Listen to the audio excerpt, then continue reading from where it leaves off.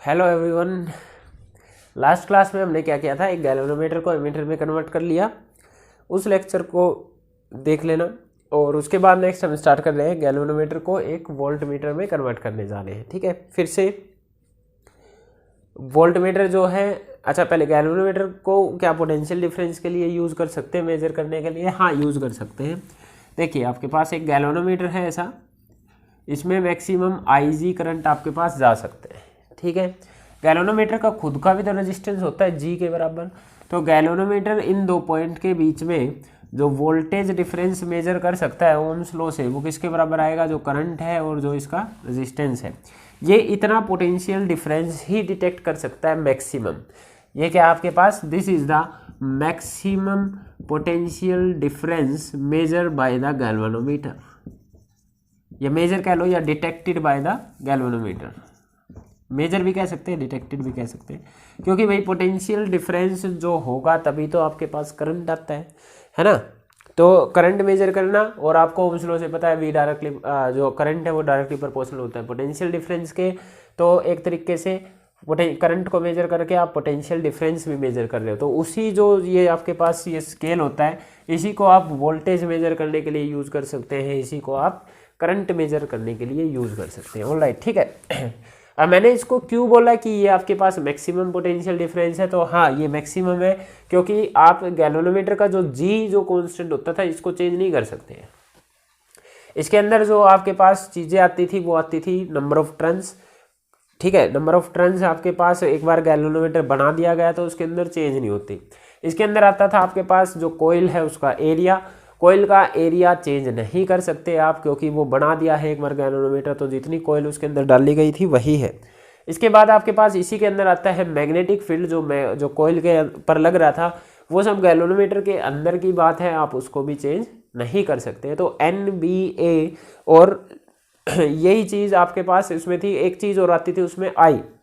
तो गैल्वेनोमीटर में जस्ट आप इस आई को चेंज कर सकते हैं, और आई कम होगा तो वैसे ही कम हो जाएगा। अगर आई की वैल्यू कम होगी तो पोटेंशियल डिफरेंस वैसे ही कम मेजर होगा। हम मैक्सिमम की बात करते हैं, तो ये मैक्सिमम आई, अब जी को तो चेंज नहीं कर सकते, तो इसको मैक्सिमम चेंज करने के लिए आई को मैक्सिमम करना पड़ेगा।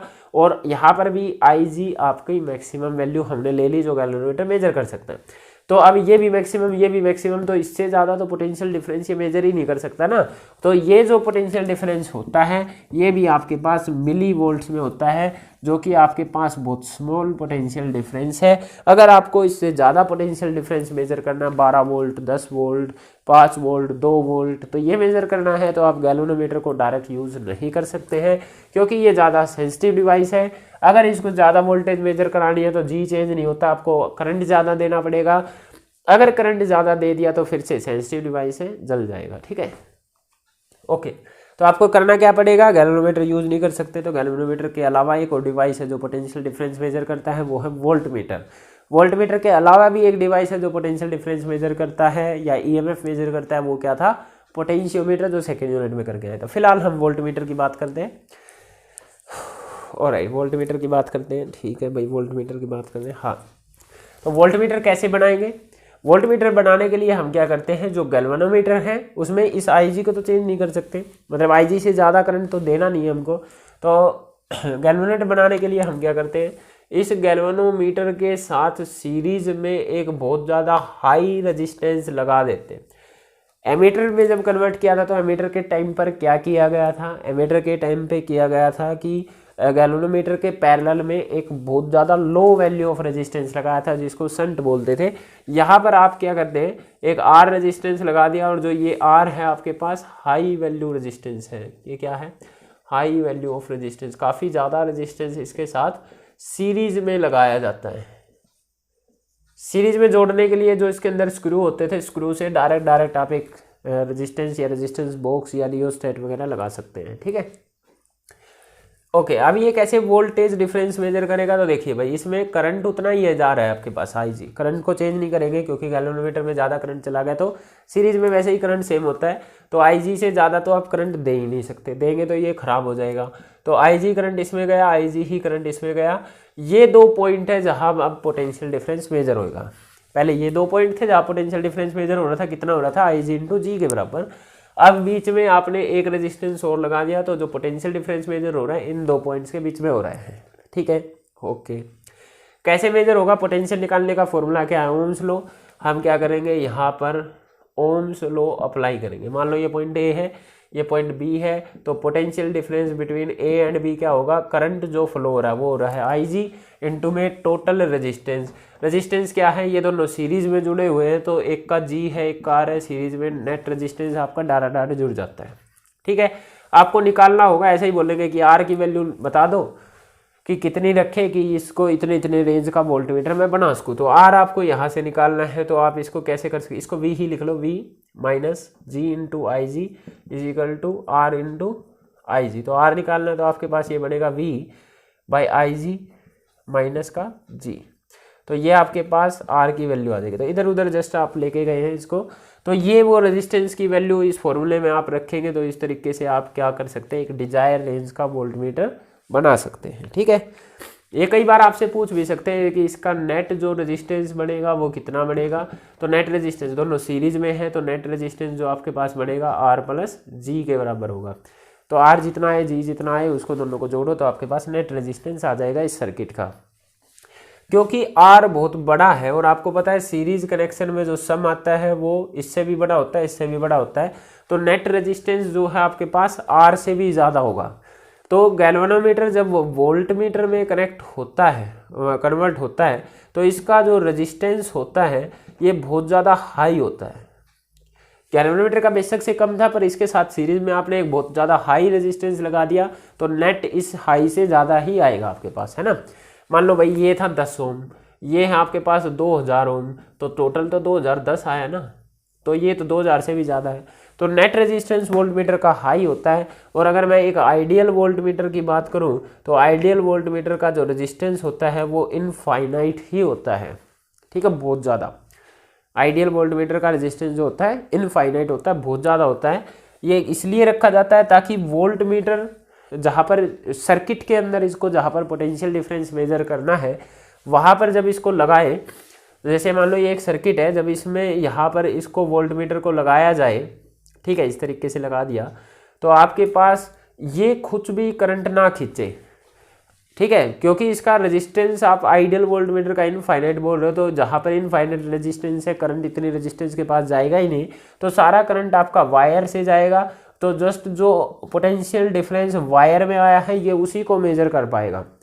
ठीक है, अगर कुछ करंट इसमें भी चला गया तो कुछ ड्रॉप इसके अंदर भी आएगा, कुछ ड्रॉप यहाँ पर भी आ रहा है, तो ये एक्चुअल जो ड्रॉप की वैल्यू है वो मेजर नहीं कर पाएगा। इसलिए इसको इस तरीके से इसका रेजिस्टेंस जो है इनफाइनाइट रखा, मतलब बहुत ज़्यादा रखा जाता है, ताकि ये कम से कम बिल्कुल स्मॉल अमाउंट ऑफ करंट ले। भाई थोड़ा बहुत करंट जरूर जाता है, बिल्कुल इनफाइनाइट नहीं होता, थोड़ा बहुत करंट जरूर जाता है, तभी ये पोटेंशियल डिफरेंस मेजर कर पाता है, वरना करंट ही नहीं जाएगा तो पोटेंशियल डिफरेंस कैसे मेजर करेगा, है ना। ओके, एक चीज़ और, अगर मैं इसको सीरीज में लगा देता हूँ, वोल्ट मीटर को ऐसे करंट आ रहा है सीरीज में लगा दिया, तो इसका रेजिस्टेंस बहुत ज़्यादा है। अगर इसका रेजिस्टेंस बहुत ज़्यादा है तो ये सर्किट में जो टोटल ओवरऑल जो नेट रेजिस्टेंस है उसको इफेक्ट करेगा, प्लस कुछ पोटेंशियल ड्रॉप इसके अक्रॉस खुद ही आ जाएगा, क्योंकि करंट इसमें जा रहा है सीधा सीधा सारा का सारा। तो ये actual value of potential drop circuit की तो मेजर करेगा ही नहीं, ये अपनी ही मेजर करने लग जाएगा, अपनी प्लस सर्किट की। तो ये actual value of potential difference measure नहीं होएगी। प्लस अगर इसका रेजिस्टेंस मैं इनफाइनाइट मान लूँ तो करंट ही नहीं जाएगा, बहुत ज़्यादा रेजिस्टेंस है तो बिल्कुल स्मॉल अमाउंट ऑफ करंट जाएगा, या बोल लो नहीं ही ना के ही बराबर जाएगा।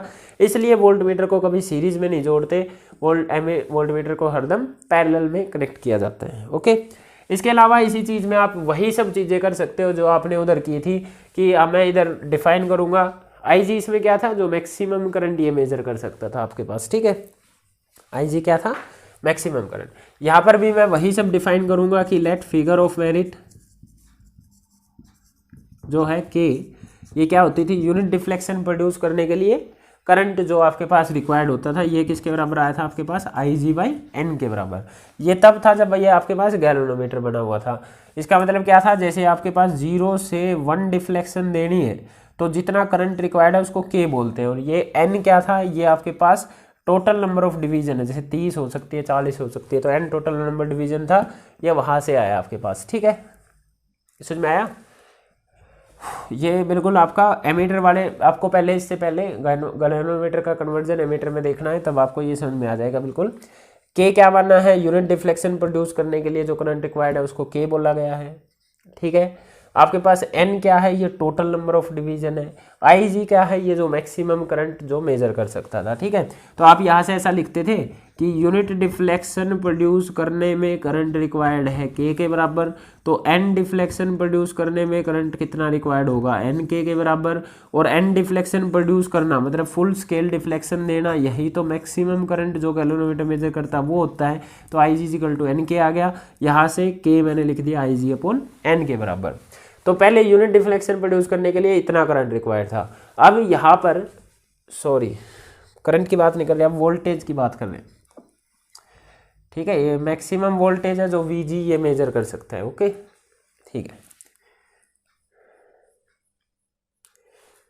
हाँ, तो ये वोल्टेज लिखना है आपको, जो मैक्सिमम वोल्टेज ये मेजर कर सकता है, तो करंट की जगह वोल्टेज कर लेना, ओके।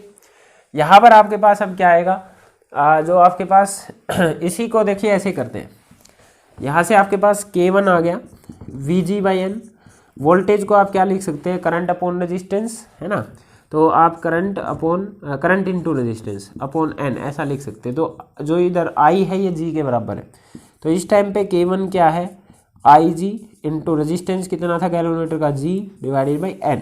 ये यूनिट डिफ्लेक्शन प्रोड्यूस करने के लिए इतना आपको रिक्वायर्ड होता था, करंट वगैरह सब कुछ, है ना। अब यहाँ पर जब इसको वोल्टमीटर बना दिया है, तो यही चीज़ अगर मैं निकालूँ तो क्या फॉर्मूला बनेगा, उसी को देखते हुए लिखे करंट अभी भी आई जी जा रहा है, पर जो ऊपर रेजिस्टेंस है जो जी था वो जी ना रहकर net resistance G plus R हो गया है, और नीचे आपके पास एन उतना ही है। तो आप बोलेंगे कि ये ऊपर वाली टर्म तो बढ़ गई है इसमें।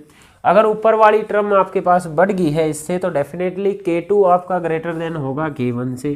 K2 K1 से होगा, तो जो सुई आपके पास पहले यूनिट डिफ्लेक्शन देने पे 5 एम्पियर दिखा रही थी, मिली एम्पियर दिखा रही थी, वही सुई अब 5 से ज़्यादा दिखाने लग जाएगी, ठीक है।